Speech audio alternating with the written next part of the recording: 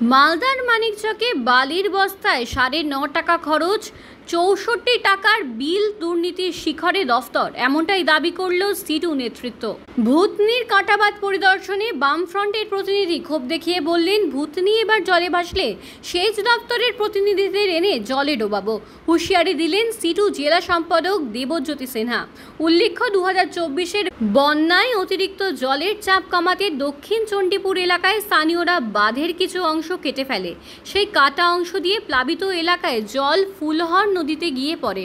পরবর্তীতে প্রশাসনের হস্তক্ষেপে প্রায় 1.5 কোটি টাকা খরচ করে কাটা বাঁধের পাশ দিয়ে একটি রাস্তা তৈরি করা হয় স্থানীয়দের চলাচলের সুবিধার্থে, কিন্তু কাজের মান নিয়ে স্থানীয়দের ক্ষোভ বাড়তে থাকে। ইতিমধ্যেই ফুলহর নদীর জল বাড়তে থাকে, কাটা বাঁধের অংশ দিয়ে জল ঢুকেছে এলাকায়, এমনটাই দাবি করছেন স্থানীয়রা।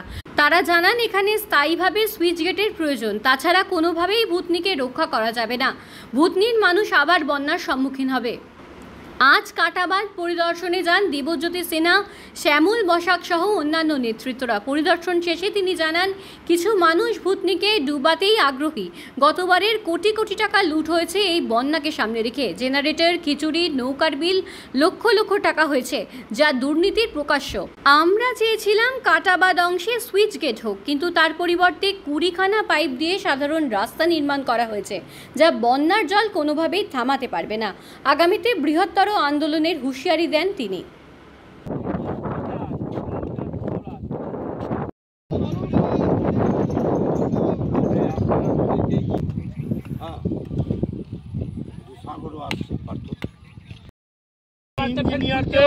টাকা খাওয়ার জায়গার মধ্যে আমলাদের টাকা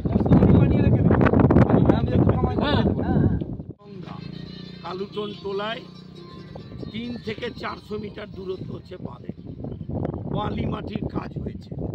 জমির টাকা দিচ্ছিল না, থরবড়ি খাড়া বড়ি থর। ইরিগেশন ডিপার্টমেন্টের এই বর্ষাকালে কাজ করতে এত আগ্রহ কেন? দালালি। বন্যা যখন হয়ে যায় অক্টোবর নভেম্বর থেকে যদি কাজ, সরকারের টাকা বরাদ্দ হচ্ছে না। বরাদ্দ কখন হলো? ফেব্রুয়ারি মার্চ মাসে। টেন্ডার কখন হলো? এপ্রিল মে মাসে। কাজ শুরু কখন হলো? জুন জুলাই মাসে। বর্ষাকালে দালালি চলছে। এগুলো দালালি বন্ধ করতে হবে।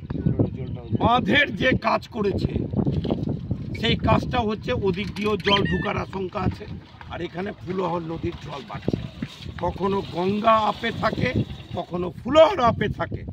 এই জল যদি বাড়ে, এই যে একটা বাঁধ পড়েছে, এগুলো সব হচ্ছে নাটক, দালালি হচ্ছে। এবং ইরিগেশন ডিপার্টমেন্ট বর্ষাকালে কাজ করে কেন? আর এই যে বালির বস্তা যে কাজ আছে, এই যে বস্তাগুলো দেখছেন, এক বস্তাতে 9.5 টাকা খরচ হয়, কোথাও 13.5 টাকা খরচ হয়, আর 64 টাকা বিল হয়। এগুলো হচ্ছে ইরিগেশনের ইঞ্জিনিয়ার, প্রশাসনিক আধিকারিক, আর হচ্ছে এমএলএ এমপিদের এখানে ডুবানো। যদি কি বলছে যে যদি বন্যা হয়, ভূতনির মানুষ ছেড়ে কথা বলে। দেবজ্যোতি সিনহা, সিপিআইএম নেত্রী।